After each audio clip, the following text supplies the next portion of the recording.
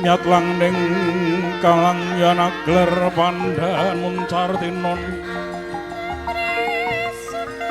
lir soroting kekunang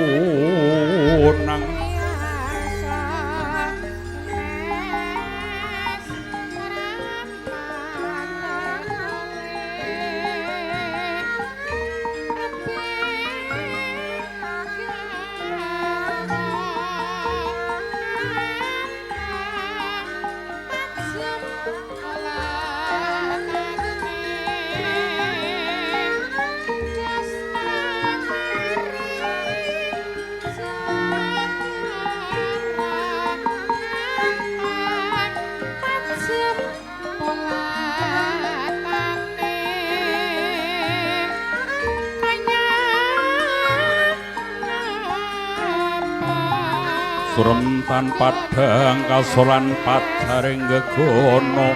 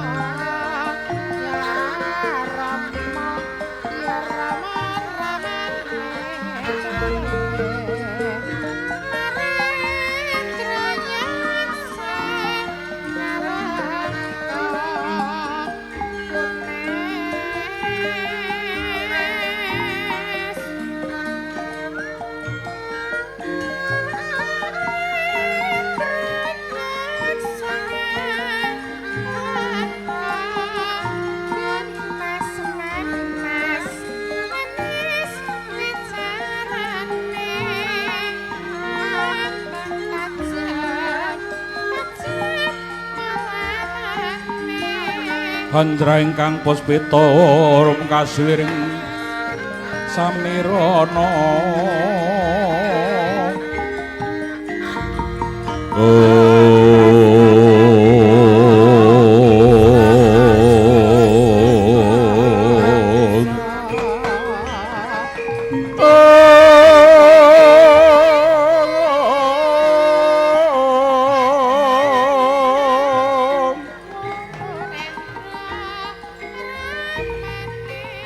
Sekar kadung kongas kandanyo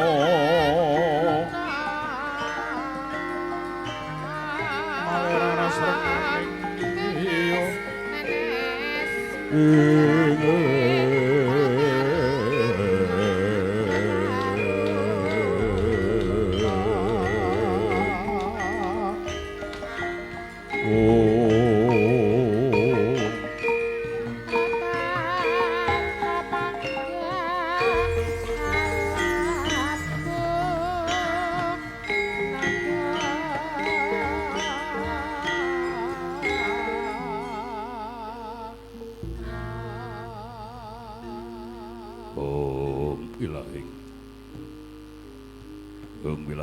awina mastu nama sidam mastu silat ning wang jagat karana sirantandha kawisisaning bisana sono sinau nglangen wlepes masih santun lampahing kudu cinantur tutur tetelo tulat ning geting paradya winusita upama paraskara gyaturing jaman purwa wini suda trangkang binomo dhamma pinarti taming lata mangya tekapsananing wita tangguhun pringgi telambang kang matumpa-tumpa manumanggung panggung saham marweng kata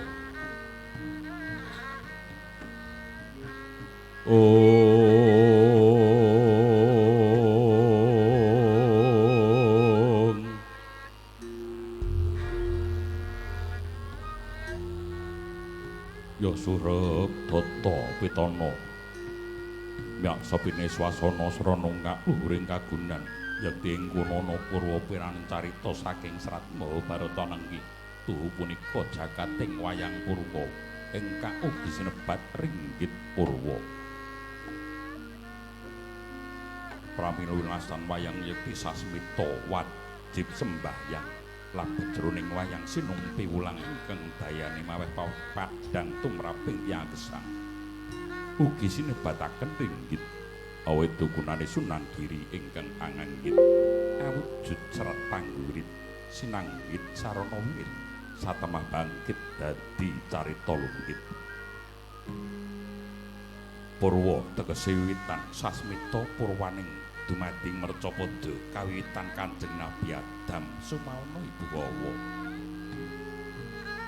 pramila wayang Purwa sembada minangka tuladha saing jalma ingkang sedaya kawangku dening purbaning Gusti Kang Maha Nasa watak sura liwah watak sura dadi rengganing carita kadya saloka sura dira jaing palugon sudrasta tekaping ulah darem mastuti werdine nadyanto digdaya kinai mandruga kala nanging totek sura ngegungake kasekten ira yekti bakal kagelis dening rodaning watak sura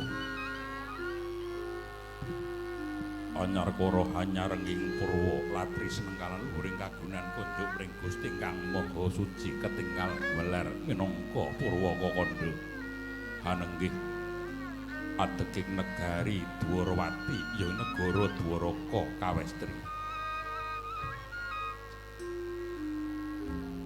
pranyata negara Dwaraka ingkang usmati kingrat hambau dendha Anyakrawati basan ngupaya negara 100 tanantuk 20.000 datan jangkep sedasa pramila pantos lamun kinarya dadi bebukaning carita yekti Praja Dwarawati ingkang wis kalukuang wenggahe basa Panjang Apunjung pasir ukir Jinawi Gemari Pakarta Tata lan Raharja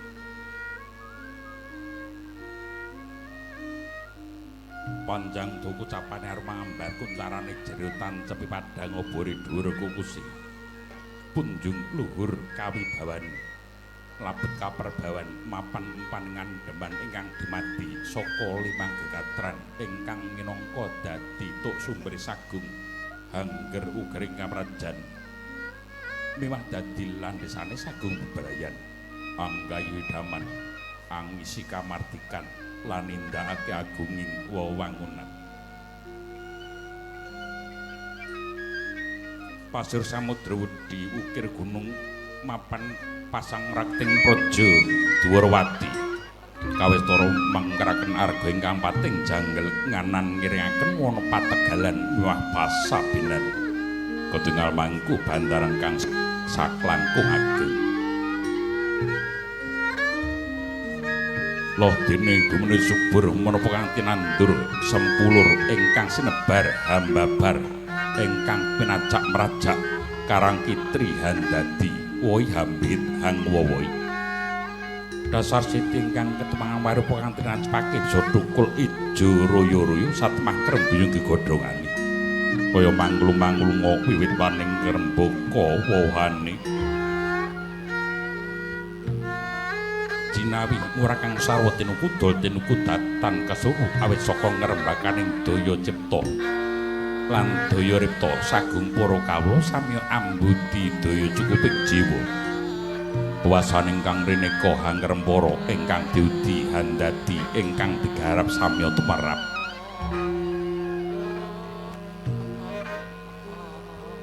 gemah nyandrakun ingkang sami lampadagang layaran ing rina pantaran latri yakti datan ana kendhate awet tepi saking sang sari margi datan wonten kang tumindak Durjana Juti Paripanyandra para kawula ingkang sami pacak bali wisma Drokita Raja Negari Ndorowati ketingal bencuke tepung taritih tumpang tong sambung brantar ketingal trep jejel uyel-uyelan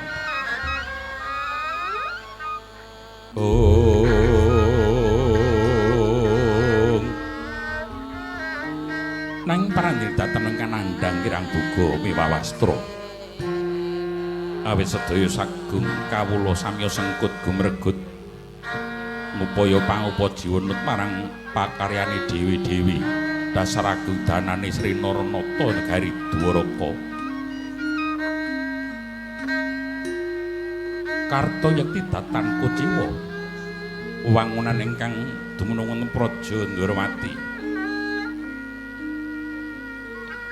papan-papan panbajati papan kesarasan milah papan pulangan kawistara pinanggih misadengah dalan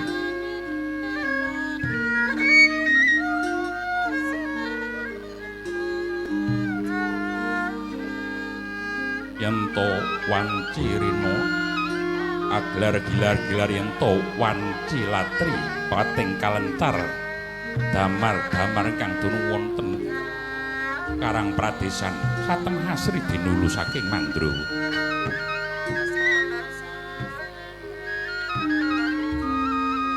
Raja Negari tebi saking Paramuka caket marang katenteman dasar Praja Ndorowati tangkasa gendhak sikara samane negari merdika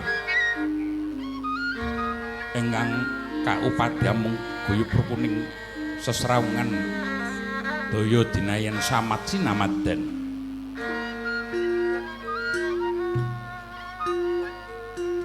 semanten pakan Praja Mangkana Dasa namane Andradasa 10 nama aran yen Jawata sik pandhita pawarep satriya kasih wanodya sesilih nang yen ratu jejuluk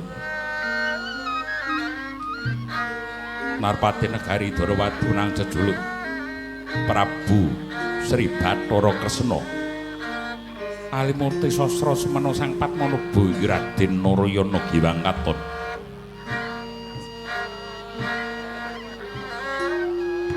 Nudur sajoga sang nata keparang Yasriwaka tinali dampar kencana. Lene men kasudabut pramudani sinebaran sari-sarine taton lisah kajebat kasturi Hermawar Gandawida. Gandani Roma ambar kungas. Dumugi panguraan Jawi. Kinar pesangjaning para bancari keng samya ngampil upacara prabon. Banyak dalang sawenggaling adwali kular menyular padakan di pertolo kecuan kecono kacemas di panggu Sirnos Tejanin Nalendra Mercapada Panyayah Pukulun Bathara Wisnu kang mangit jawantah kacarita keparang tedhak ing Praja Dwarawati nenggih Nalendra Mandura jejuluk Prabu Baladewa Yori Sang Balarama Raden Kakrasana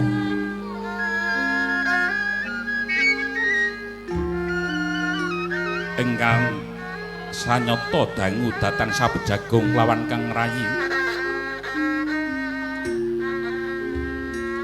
kawistara kapang jroning driya Sang Prabu Baladewa kepareng jajal lenggah kulawan nuju ing para Kurawa Pandhita Sukalima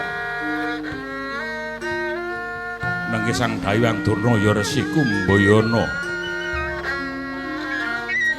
Pandhita nganggontos kawruh mateng sumedini pramila tan mokal kathah para putra siswa ingkang samya Purohita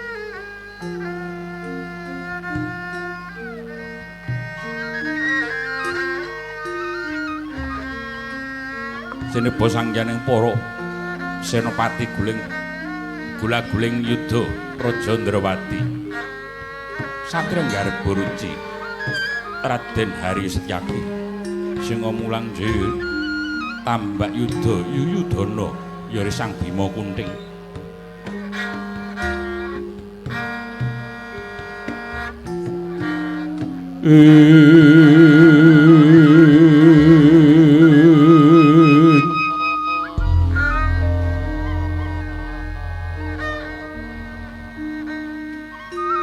pasebane ora mbeber kunca muka yayah konjeming kesma widri kalepatanira denira sowan ing setinggil Ndrawati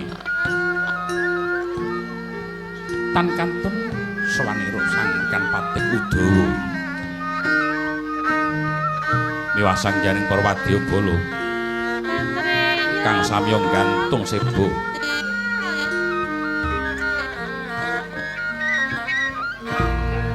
Cinandra mlabal samudra kang tanpa tepi kacarita nalika semono Tubi wis diwanti Sang Nata keparangan pedhar pandika wis tanggap ing sasmita sanggaring Punggawa Praja sigra natap bendi kaping 3 pating jarengling pating carangling lir bisa jugrugna beteng balwerti Praja Ndrawati horeg para wadyabala denira ngangsep ayo kanca ndodho kanca jajari mung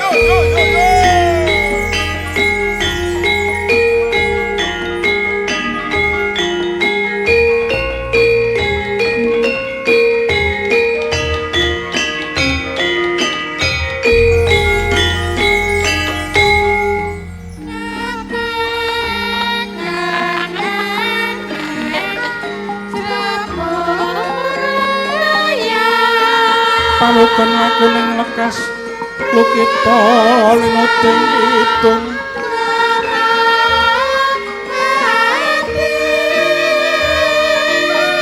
Kacang kadrengan omong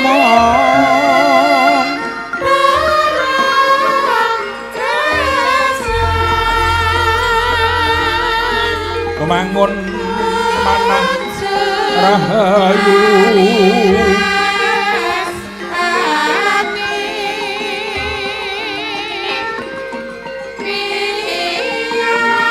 kaya tanana kang anggala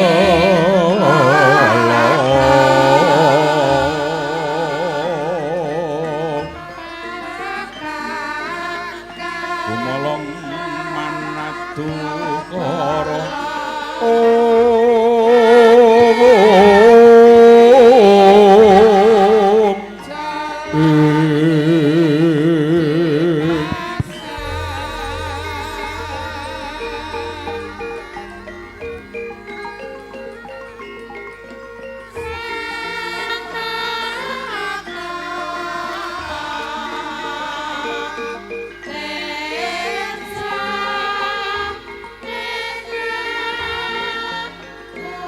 Karnani Roman Apus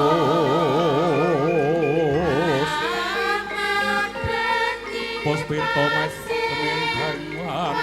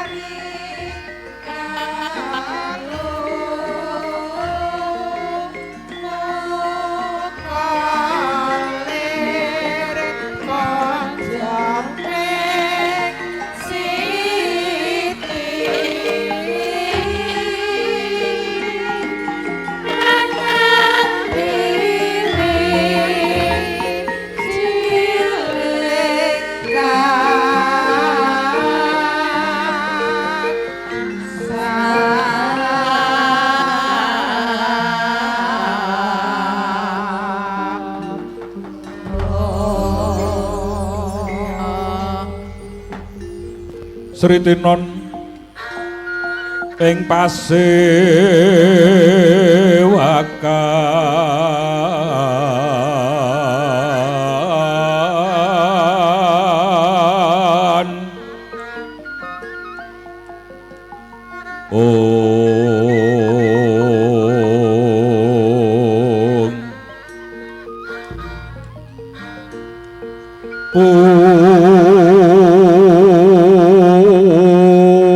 sono maneka warna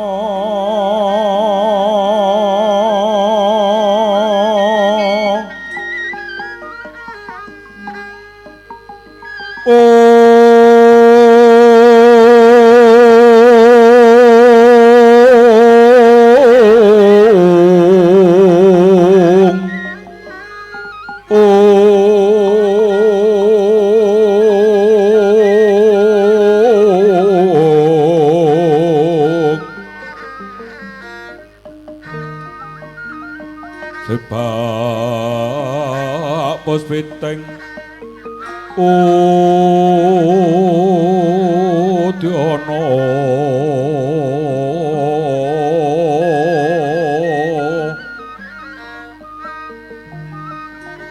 nyang pancrakang sarwa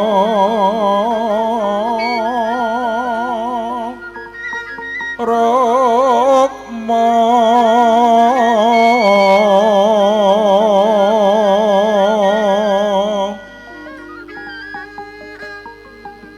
renggeng kencana mandi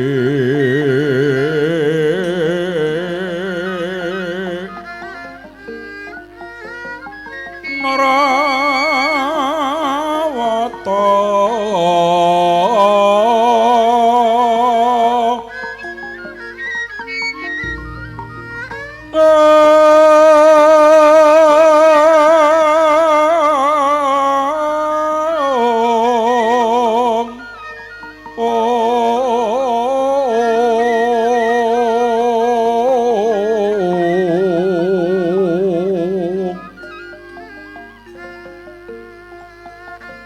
Obro prabanyo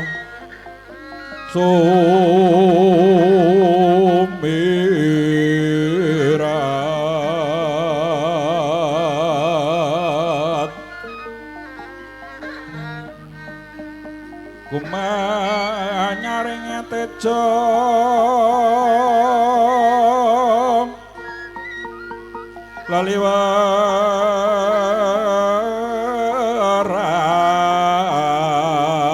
laliwaran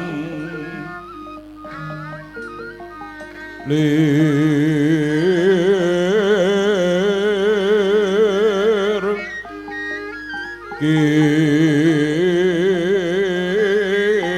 kilat sisiring tadet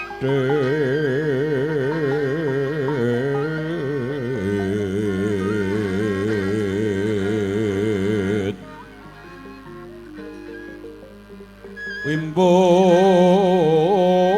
kekondo amre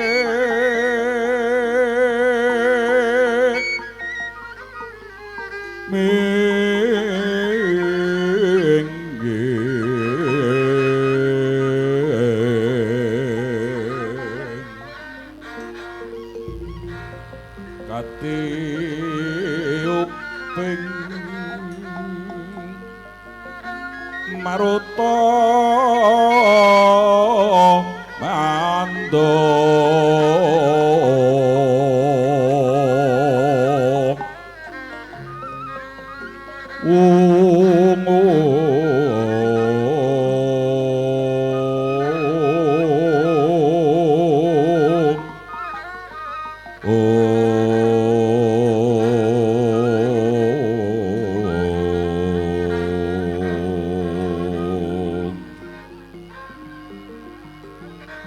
separan kang mangambar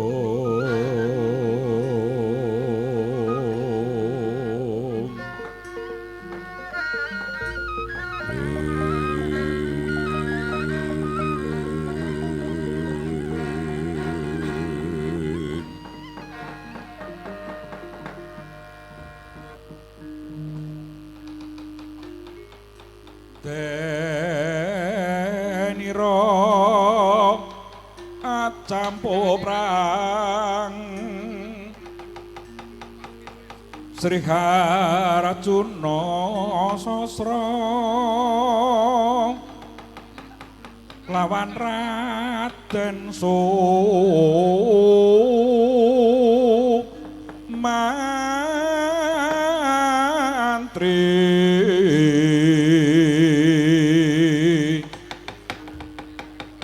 Aliro Prabowo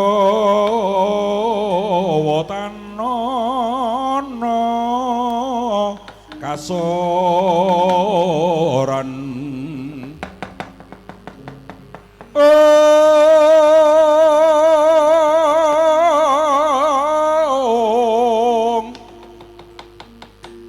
mangkono Sri Nalendra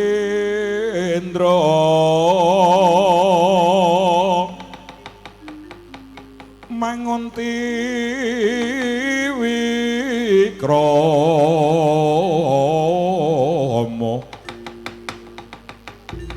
tedhak saking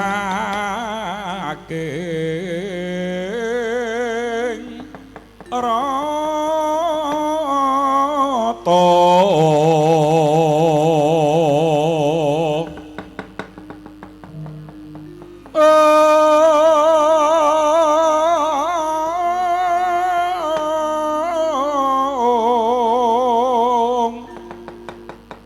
berbagi mungsu ira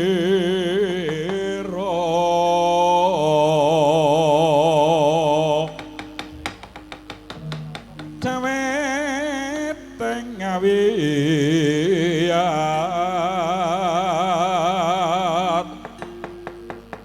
hangutan ken sekar lumbrang Banjaran Sari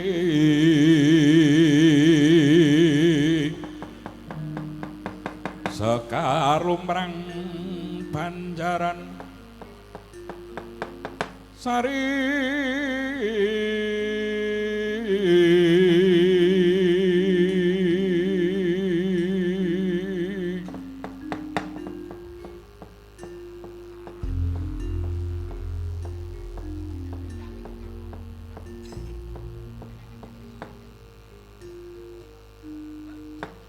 Iwang Sukumati nuhung bauna langgeng.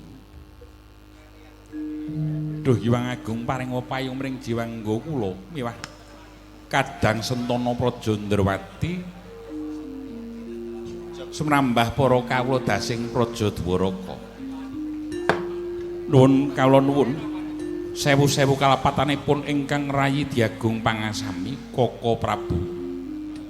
Inggih awit randhat anggen kula ngacarani rawuh jengandika Koko Prabu Baladewa ingkang sampun kepareng tedhak ing Praja Dwaraka.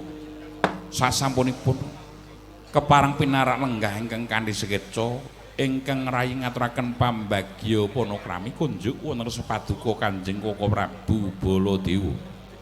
Jagat wasaning Bathara wareh para jagat. Yai Prabu sanget katedha kalengga murda Sihpul Martani Yayi Bathara Kresna ingkang usur mentah marang pun Kakang gawe bombong birawan manah Yayi Bathara sung pambagya marang pun Kakang bisa nyembuh marang kawibawane kadang werda. Iya Yayi merga saka pamujine Yayi Bathara Kresna kasembuh paewaning Jawata ingkang andung para satemah sak jangkai Prabu Baladewa prapting Praja Ndrawati nemu bagya mulya kalsing rubeda nir ing sambi kala Yai. Ih syukur bagi sewu Koko Prabu. Mracenani lampah jeneng andika Koko Prabu jinangkung Jawata ingkang tansah paring pepayung. Salampah paduka Kanjeng Koko Prabu. Iya, mengkono Yai Bathara Kresna. Nuwun sewu dipun keparengaken ingkang rayi ngaturaken sungkeming pabekti. Kunjuk wonten sapaduka Kanjeng Koko Prabu. Badhe kados menapa jeneng andika Koko Prabu menika gantosipun tiyang sepuh kula. Kadang werda minangka dados gantosipun tiyang sepuh ingkang sampun murut kasidan jati. Mila mawantu-wantu sembahipun ingkang rayi kunjuk wonten sapaduka Koko Prabu Baladewa. Walah dalah. Iya. Yai banget paranipun Kakang siadhe ngaturake pabekti marang Kadang Werda dianggep yen to pun Kakang ingkang minangka dadi suling wong adowa ingkang wis murut kasidan jati. Ya kejaba kang saka iku pabektine Yai Bathara Kresna tansah tak tampa tangan lur tak pelekake ning jaja tiba padha-padha Yai Bathara. Inggih pengaten Koko Prabu. Kepareng Prapting Praja Ndrawati sesarengan dhumateng pepunden kula ing Sukalima. Nuwun sewu Bapak Pandhita Dana sawetawis anggenipun lenggah ing Praja Ndrawati manggih rahayu Bapak Pandhita Durna. Oh, gondhok blekuduk manyar-manyar pegantil buntut ing salkul swalu gendo wela. Lole. Nuwun inggih anak Prabu. Sampun sawetawis nggenipun Kang Bapak Prapting Praja Ndrawati. Inggih saking pamujinipun anak Prabu Bathara Kresna rahayu Niskala Kang Bapak Prapting Praja Dwaraka. Kawanan inggih syukur bejo sewu. Tetela kados ngaten lampah paduka Bapak Pandhita Dana ingkang tansah pinayungan Jawata. Sungkemipun ingkang putra kunjuk wonten padha paduka pamanujem. Oh inggih Nger. Sanget anggen kula nampi dawuh sami-sami. Pabektinipun Angger Kresna ingkang tumuju marang pun Bapa Sukalima mengaten Bapak Pandhita klaturi pinarenggeng kanthi sekeca. Sampun mboten kirang prayogi. Dimas Setyaki nuwun wonten paling ngadhawuh Koko Prabu. Padha kanthi rahaja siadhi sowan. Boten kirang sunggal menapa pasibanipun ingkang rayi. Koko Prabu keparing nari ngaturaken sembah pabekti kula kunjuk wonten padha paduka Koko Prabu Bathara Kresna. Ya ing Suntampa. Pudya Pestu Tampanana Dimas Setyaki kapundi pustaka dados jimat paripentayan kasatosanipun Kang rayi. Kakang Pate Udawa prayogan nggone rasawan. Ih, sampun boten kirang prayogi malih pasibanipun ingkang abdi sinuwun sawetawis anggenipun ameber sowan wonten setinggil Dwarawati. Kang abdi ngaturaken sembah pabekti kula kunjuk. Ya Kakang Pate tak tampa tiba padha-padha Kakang Udawa. Ih, mekaten. Paran pawartane Nayaka Praja Ndwarawati mudhune para kawula tasih. Ih. Dipun keparengaken ingkang abdi matur kararjaning praja boten badhe angociwani. Para Nayaka Praja sengkut gumregut jaga praja satemah dadosaken katentreman. Jumrambah para kawula tasih boten wonten ingkang nandhang kecingkrangan awit saking payom paduka Sinuwun Bathara Kresna. Ing saben masa-masa Gumerjatra glondhong pengareng-areng kunjuk wonten padha paduka Kanjeng Sinuwun. Iya, syukur bejo sewu tetela. Kanang Praja Ndwarawati saya manggih tata titi tentrem mekaten Kanjeng Sinuwun. Prayogakno anggon sibu sampun boten ingkang prayogi. kejawi ingkang saking menika kondur ngersanipun Kanjeng Koko Prabu. Boten nyono babar pisan ing kri kalenggan menika Kanjeng Koko Prabu badhe prapteng Praja Ndrawati.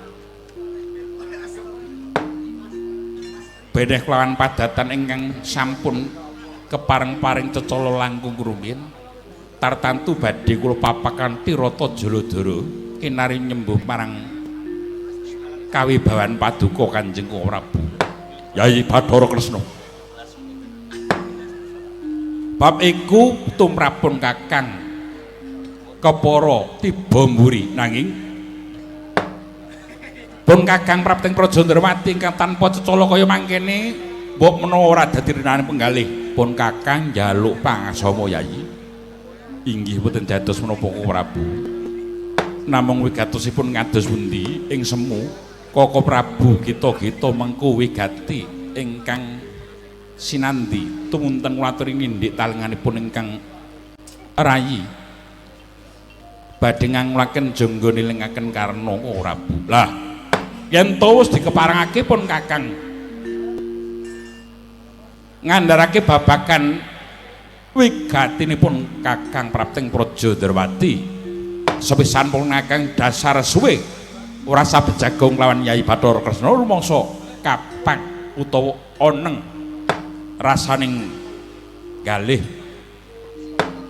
sausé pun Kakang bisa adu arep sabejagong lawan Yayi Bathara Kresna rumangsa adem ayem tata dadi tentrem kang dadi rasaku ingkang kaping loro pun Kakang sanyatane ora saka praja Mandura nanging pun Kakang saka praja Ngastina mula mbok menawa ana lupute pun tanpa cecala diagung pangasama dene Triwigati mangkene Yayi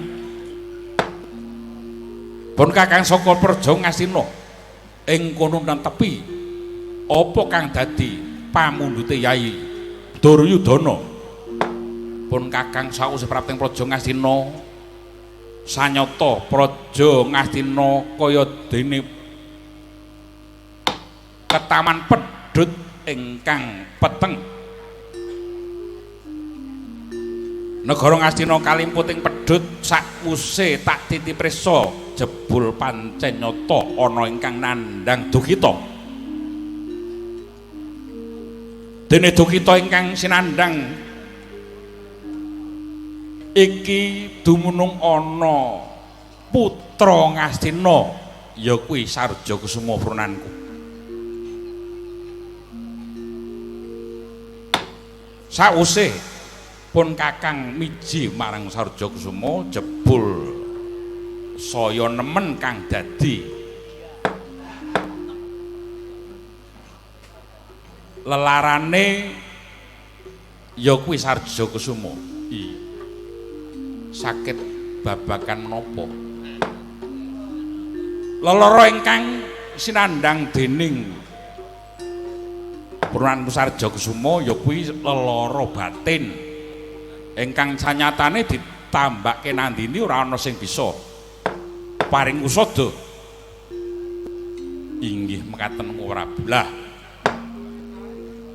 kaya dening gemblung turut lurung bebasane kasarane kaya mangkono merga gandrung-gandrung kapirangu gandrung lawan salah sawijining wanodya kepengin bakal jatuh krama mongko Yayi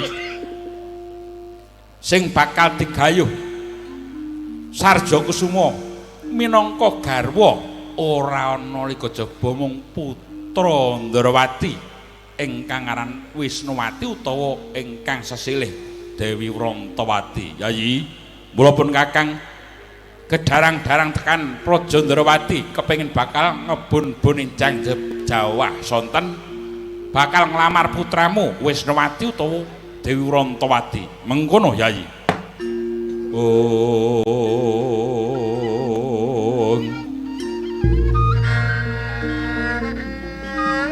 Lengleng ramyaning kang driya liriwang candra liriwang candra katawen lengan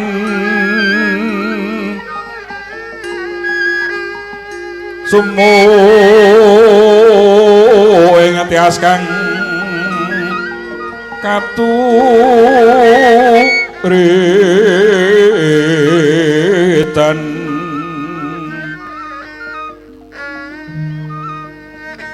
limut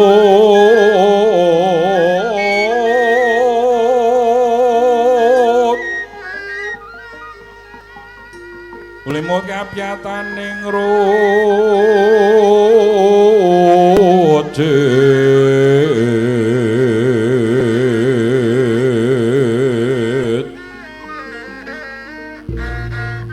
ram-rame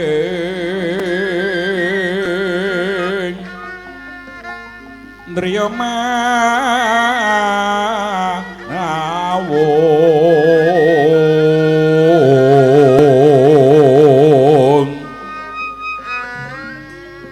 kakunging iwang wisesa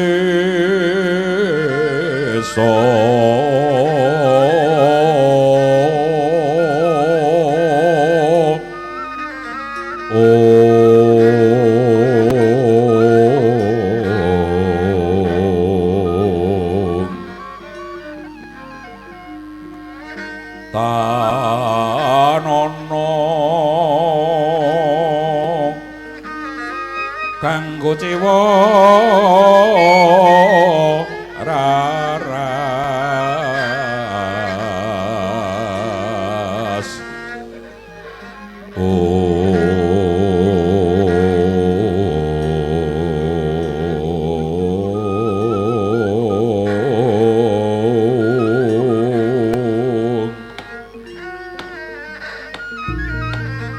Nyuwun sukmadeni bawon lang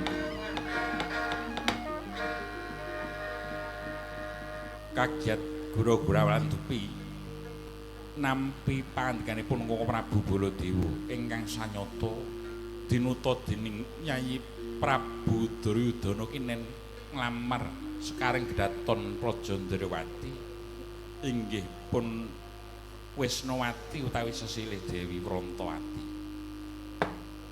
mengkono Yai Bathara mula abot sangganipun Kakang dinuta dening Kadang Taruna ing Ngasina ing kene pun Kakang minangka dadi sulih salira Yayi Prabu Duryudana supaya nglamar putramu Wisnawati lho Kang Sawiku tak jaluk Yayi Bathara Kresna aja gawe lingsemipun Kakang merga pun Kakang kang pinatah minangka duta supaya nglamar putramu yen nganti wurung iba kaya ngapa lingsemipun Kakang Yai oh bekudung manyan-manyan Angger Kresna nuwun wonten Mbang Dawuh Paman Dana kula ingkang minangka saksi supados nderekaken lampahipun Angger Baladewa supados nglamar wonten rasa paduka Angger Bathara Kresna nyata leres Angger Baladewa ingkang pinatah minangka dados dutanipun Angger Suyudana awit menapa dasaripun jengandika kekalih menika tasih kadang mila ageng pengajeng-ajengipun Angger Suyudana tumunten kaparingna kang putra ingkang sesilih Dewi Wisnawati menika. Ampun semelang. Yen tong samangke klampah bebesanan kelawan Angger Suyudana kados kula gambaraken kados dene Surya kembar lho. Angger Kresna Nalendra Wicaksana, Angger Suyudana Nalendra ingkang berbandha berbandhu. Menika mangke saged kukuh bakuh kawontenanipun Nalendra kekalih utawi negari kekalih menika. Mila Ngger, monggo kinariyosrana ngraketaken nggenipun pasederekan Tumunten katampi kang dados panglamaripun saking Praja Ngastina menika. Nggih. Nyuwun pangapunten. Koko Prabu Baladewa dalah Bapa Pandhita Durna. Jer kula menika namung tiyang sepuh saged damel pesta nanging boten saged damel pesthi. Tegesipun ingkang badhe nglampahi menika atmaja kula pun Wisnu mati. Kamangka tiyang kang bebrayan menika sanyatanipun tresna mrentul tuwuh saking telenging nala boten saged dipun peksa amargi menapa bebasane keplok menika yen to namung tangan setunggal boten saged ungel tegesipun boten saged jumbuh lampahipun samangke yen to boten sami katresnanipun. Lah nggih leres. Leres yen to keplok menika yen to tangan siji niku boten muni. Nek tangan siji tekan sirah niku mboten keplok jenenge keplak. Nenggih muni. Pramila yen saking pamawas kula menika perkawis gampil. Perkawis gampil kados pundi? Yen saking pamawas kula tresna menika boten mentul saking ati menika nggih kathah. Tresna jalaran saka kulina menika nggih kathah.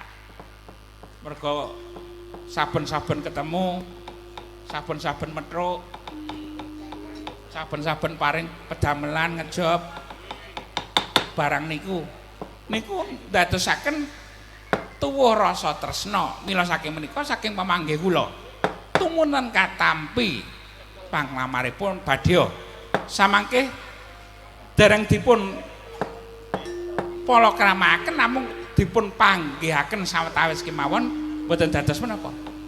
Awit dasaripun tresna merga kulina ngoten. Inggih. Yen kados ngaten keparang kula badhe nyuwun pamrayognipun kadang-kadang sentana. Nggih. Tak lilani. Dimas Tyaki nuwun wonten Mbah Dawuh. Monggo saka aturira kepiye, Yayi? Koko Prabu Baladewa bakal nglamar samangku bakal kadhawuhake marang Sarja Kusuma putra Ngastina. Dipun keparengaken ingkang rayi matur Koko Prabu. Lepat nyuwun pangapunten. Ya ora dadi apa, Yayi. Saking memanggih kula tumunten samangke Koko Prabu nimbali mateng kang putra pun Wisnumati utawi pun Wrantawati katimbalan sagah ngladosi Sarja Kusuma napa boten. Yen to boten ampun dipun purba samangke winapeten sae dadosipun awit tresna menika yektos awrat nggenipun nglampahi Dimas Setyaki mengkono. Nggih makaten Koko Prabu. Koko Prabu piye Yayi Kresna badhe nyuwun manci sawetawis ingkang rayi tumunten badhe manggi kang prunan pun Wrantawati. Prayoga dina iki enggal ditimbali utawa ayo pun Kakang derekno manjing Taman Sari. Ayo padha bareng anggone nimbali Wrantawati samangka gelem nampa panglamaripun Kakang ora. Mekaten Koko Prabu. Long-longing driya mangungung kandhang limang lirena kang tanpa kanin.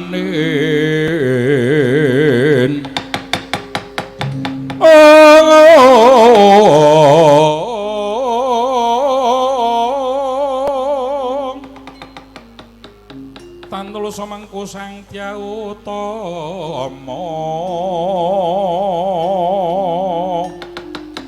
resang nata mudha wos nyong repo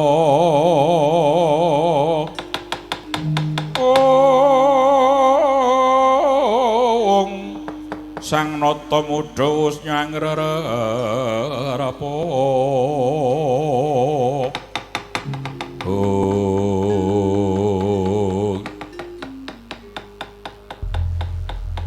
kacarita nalika semono sang nata Prabu Bathara Kresna dupi seklimah pangandikanira mangkono tripandhuret dering kaleksanan tritiga pandhuret kedhepan tigang kedhepan dereng kaleksanan saruge gering jaba mangkono ingkang ngepareng suwaning Praja Ndrawati ora kaya putra Karang Kabolotan Kawistara Kira Petruk kanthong bolong rupepeh Lusata panggih Rama Candrani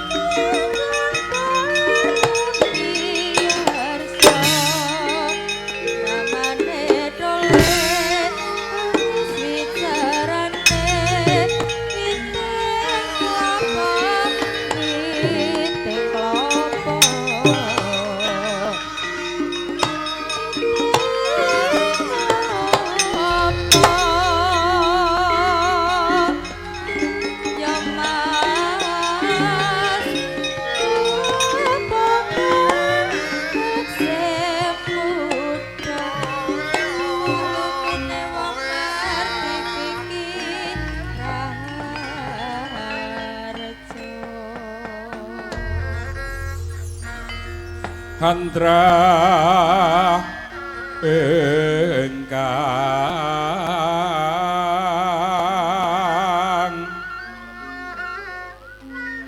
puspitara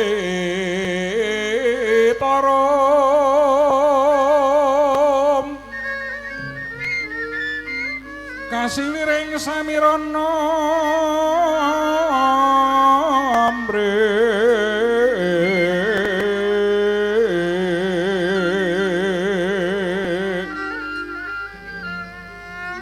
Sekara kadung kongas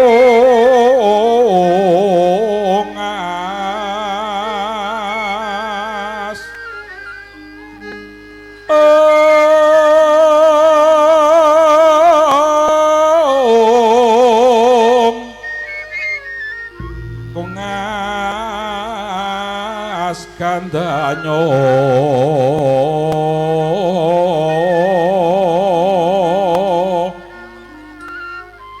maweh raras renanding driya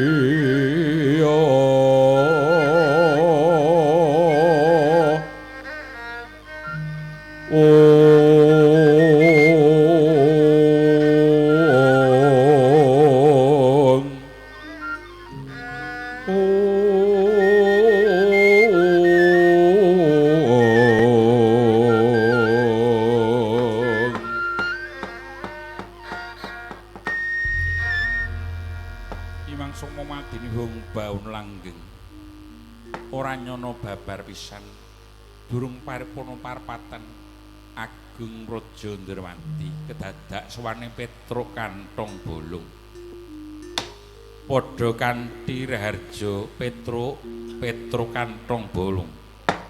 Oh nggih keparang kula sowan sinuwun. Sewu kalepatanipun ingkang abdi Diagung Pangasama Paduka sinuwun.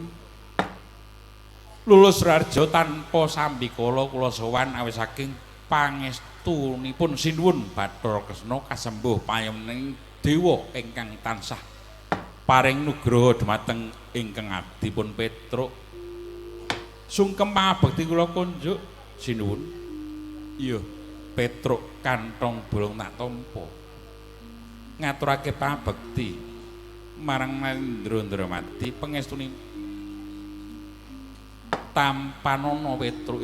Dat kapundi pustaka minangka jimat. Dayanana kasantosanipun ingkang abdi sinuwun. Iya, mengkono Petruk kantong bolong. Ana wigati kadiparan dini suwane Petruk kantong bolong sumengko pengawak bojro tegese gita-gita ing semumengko wigati pisuwane Petruk apa nyata dinuta dening momonganmu para Pandhawa utawa diutus dening Kakang Semar Badranaya apa pancen dikongkon kadangmu Nalagaring utawa Bagong utawa saka Karsa Priyangga. Sampun dipun paringaken kula matur sinuwun. Iya, ingsun nilani Petruk. Matur nuwun. Sowan kula wonten inggih menika ingkang sepisan namung badhe tuwi kaluhuran Paduka sinuwun dasar kula dangu sangat boten seba wonten mriki. Kangen. Mila kula sowan nglegake menika wau. Awit nyatanipun dangu mboten sowan Praja Ndrawati. Iya mengkono Petruk. Ingkang kaping kalih sowan kula menika nyata saking karep kula piyambak. Inggih menika ngaturaken pangabekti triwigatosipun sowan kula saking Karsa Priyangga tegese saking karep kula piyambak boten wonten ingkang dawuh. Moman kula para Pandhawa mboten dawuh, Yaini Semar mboten kengken, Petruk Bagong nggih boten nyulung-tulung kula sepados sowan Praja Ndrawati. Niki mentul saking karep kula piyambak sinuwun. Oh, saka karepe Petruk dewi. Nggih pekaten. Dene wigatine apa Petruk? Wigatosipun ngaten. Kula sowan Praja Ndrawati menika janipun dangu nggenipun badhe sowan. Ning mandheg mangu nggen kula badhe sowan, maju mundur nggen kula badhe matur. Dinten menika nembe kula wanek-wanekke sowan Praja Ndrawati. Kumawantun sowan Praja Ndrawati. Awit saking kadreng manah kula kepengin sanget matur wangsanipun sinuwun Bathara Kresna. Lepat nyuwun pangapunten nggih sinuwun. Iya, Petruk ora dadi apa. Janipun saru dinulu. Yen kula matur babakan menika nanging dos pundi malih. Wong menika tegesipun namung badhe nanjihaken ngaten. Babakan apa Petruk? Babakan janji. Dadi kula menika badhe nanjihaken janji utawi nagih janji wonten Praja Ndrawati niki. Sik. Mengko dhisik. Ingsun janji apa karo Petruk? Lah rak tenan lali to. Wah wis. Angger wis lenggah linggo kepenak gedang krang sila tumpang entuk kursi empuk lali karo janjine. Nun sewu. Prasembodo saudara-saudara.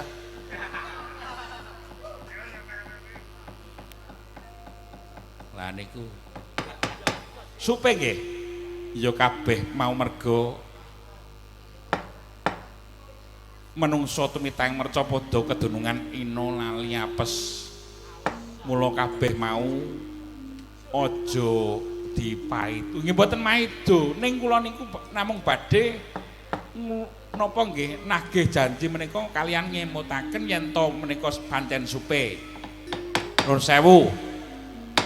Mboten nami kula menika kok badhe wani kalian Kang Sinuwun Ndarawati niku mboten ning ampun ngantos supe kalian janji saksampunipun keparang lenggah wonten dampar kencana menika sampun nate janji mongko nggih jenenge ratu menika seklimah pangandikanipun rata saindenge bawana dadi sabda Brahmana raja mboten kena wula-wali. Iya ingsun janji apa Petruk niki badhe crita sawetawis lelampahan ing sampun nglampah nalika semanten negari menika katrajang sah Nalendra saking Anjang Gribik menika ingkang jejuluk Prabu saking Anjang Gribik niku lho. Supaya mboten sampeyan. Iya Petruk jejuluk Prabu Perguloman. Lah kene kelingan saudara-saudara. Nek wis kelingan ngoten niku mesine panjenengan emut janjine niku pripun? Ingsun janji apa? Janji apa meneh? Ya sok ngono kuwi anggere wis kedunungan derajat pangkat kuwi lali karo janjine niku umum.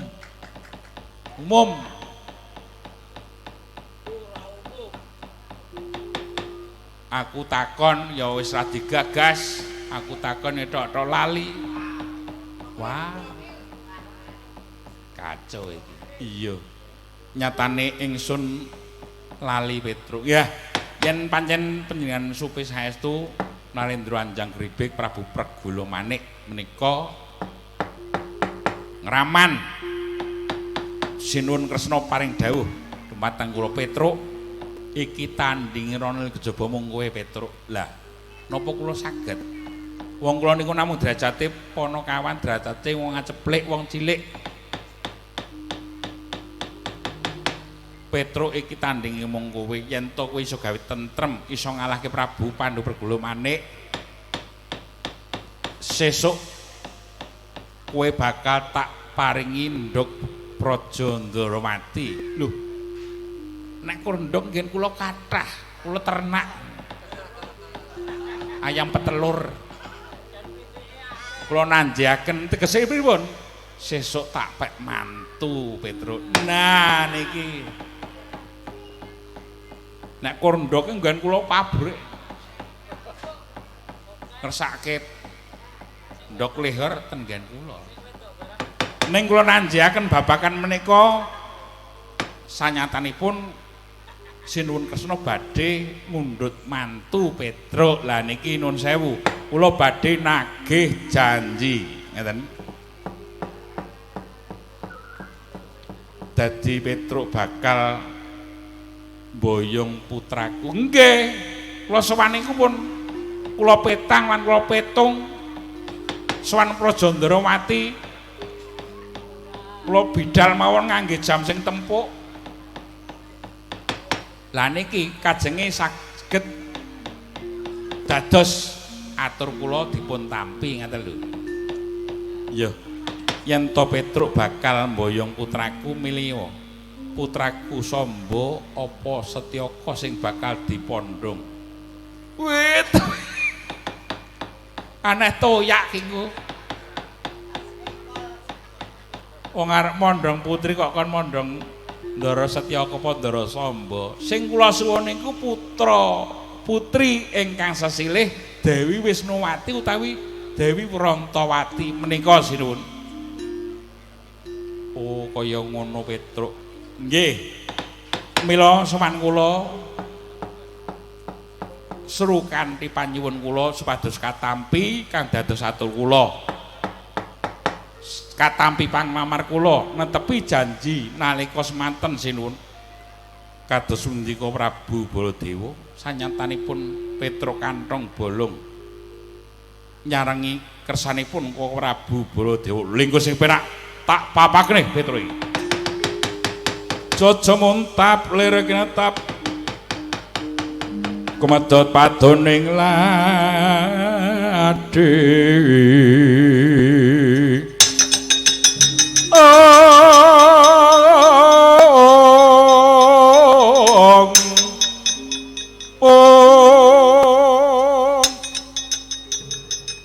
netra anti angatirah edep nyokang amangala sakra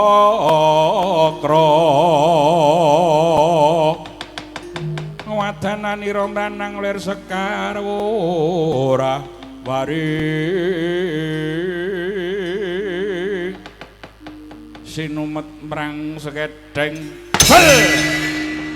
mubal murup dahanani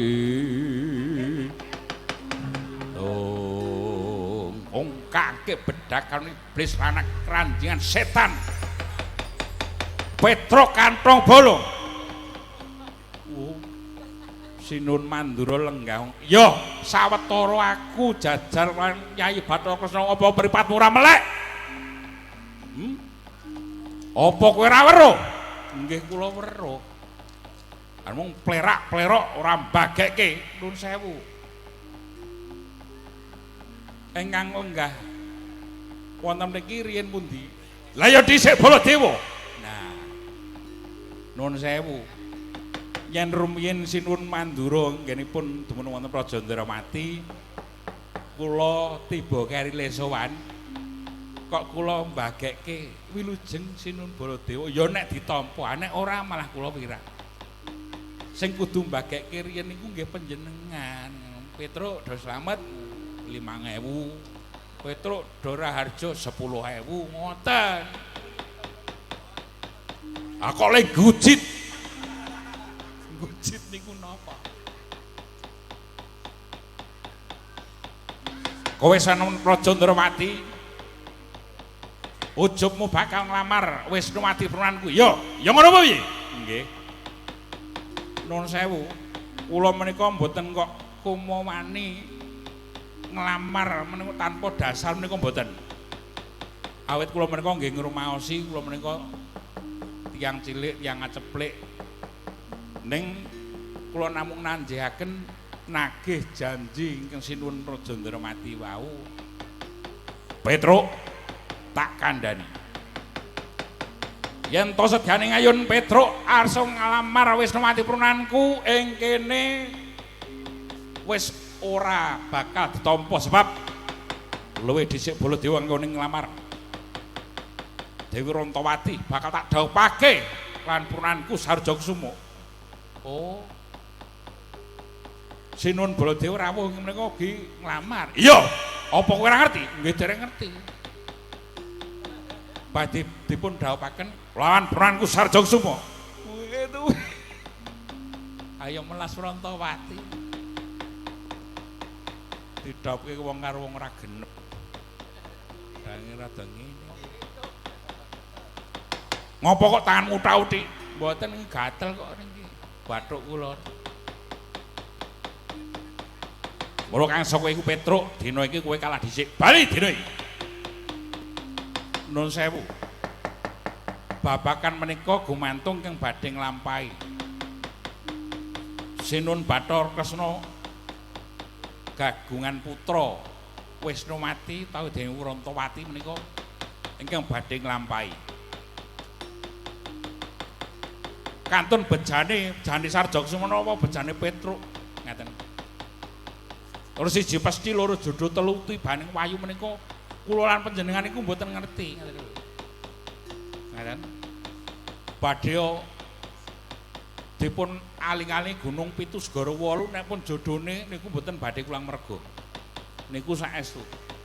Ning sampun dijodhok-jodhokke dipacang-pacangke nek durung jodhone nek durung pestine ayo mesti ana dalane bubar piye rasa dadak mulang karo aku kowe anggap kowe pinter ngono piye mulang karo Nata Mandura panggriyen kula niku mboten pinter ning kula niki tumindak jujur ngene sakniki kathah wong pinter ning ora jujur niku kathah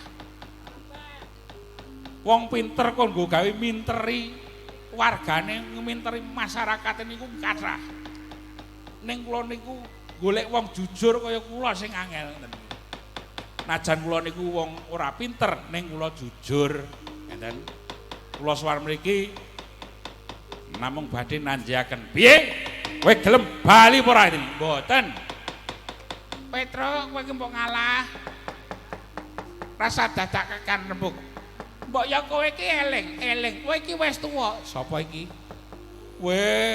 lah cukonge barang nang kene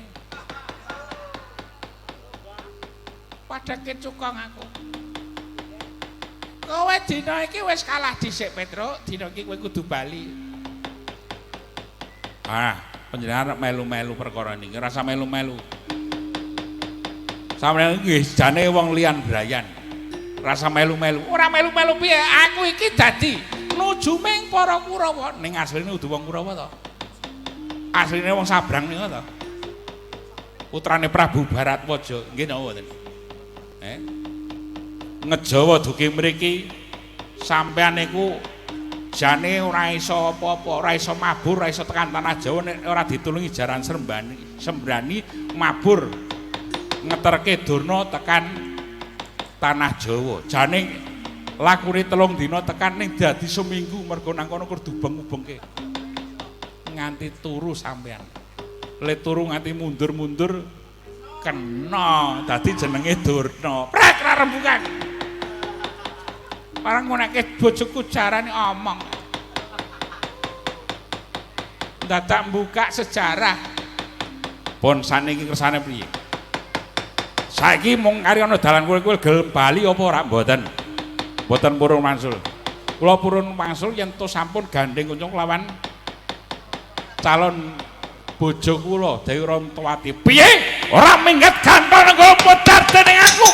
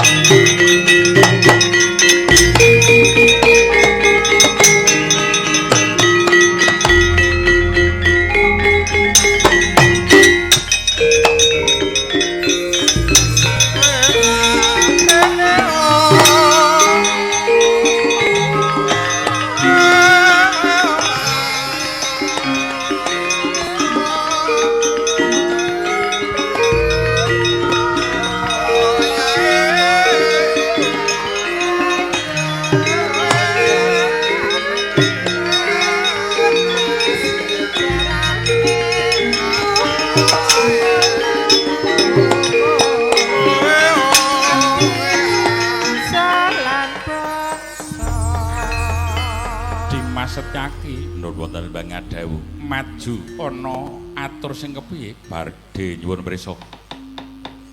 prisa babakan apa kawontenan Praja Ndrawati saya kuwatiri awit dukanipun mungko Prabu Baladewa lan Petruk Kanthong bolong yen to ngantos dados perang ageng tartantu nyempyok dumateng para kawula ingkang boten ngertos perkawis menapa-menapa lajeng kawula nutuh Satyaki Senopati Ndrawati nggo apa ora iso gawe nentremke Praja Ndrawati sing lepatipun dipun lepataken para kawula Satyaki ora iso gawe tentrem. Iya Satyaki ingsun wis tanggap apa kang dadi aturira mula kang wektu dina iki Satyaki metu njaba perdandanan tatan barisaning para wadya tentremna negara Ndrawati yen to bisa dipisah lan dirembug karana becik nggih saken dawuh titir pangandikan keparing ing rayun pamit ka Prabu Kakang Pati Udawa wonten dawuh sinuwun sabubarna pasewakan ingsun bakal kondur dhateng. Nggih ngesaken dawuh. Titipun pangandikan kepareng ingkang abdi nyuwun pamit madhal pasilan. Ya kaya wis ora ana dawuh maneh Kakang Mati. Oh, capuk wis paripurna. Sabdane Sri Narnata Prabu Bathara Kresnanyata nglenggahi sabda Brahmana Raja.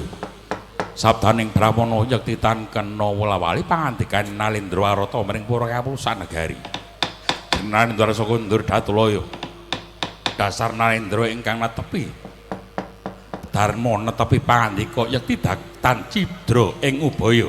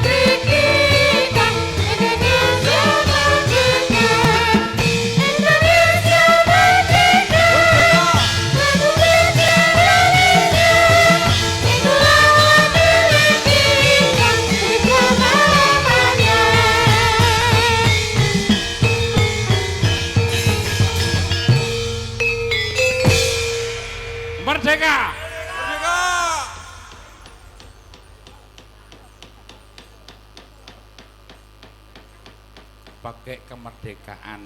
Ya. Nggo gawe nuwake rasa semangat. Semangat apa? Semangat kemerdekaan ingkang kaping 81. Ora ngono, heeh. Ujube aku ro kowe memetri bumi. Heeh, sowan ana ing Balai Desa Kaliurip, Kecamatan Bener, wewengkon Kabupaten Purworejo. Bunga sing tanpa pepindhan wae. Mapan pancen wis suwe ora ketemu kulawan para priagung, mrambah para warga masyarakat Kaliurip. Heeh. Wiwit biyen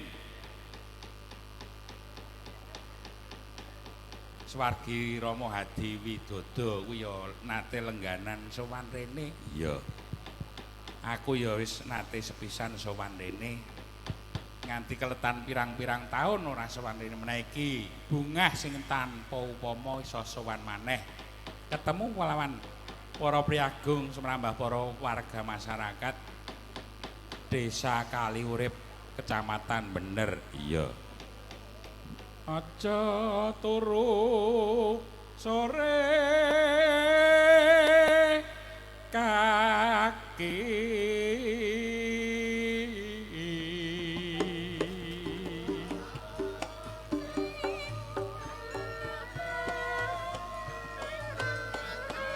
tirakatan aja turu sore kaki. Iya.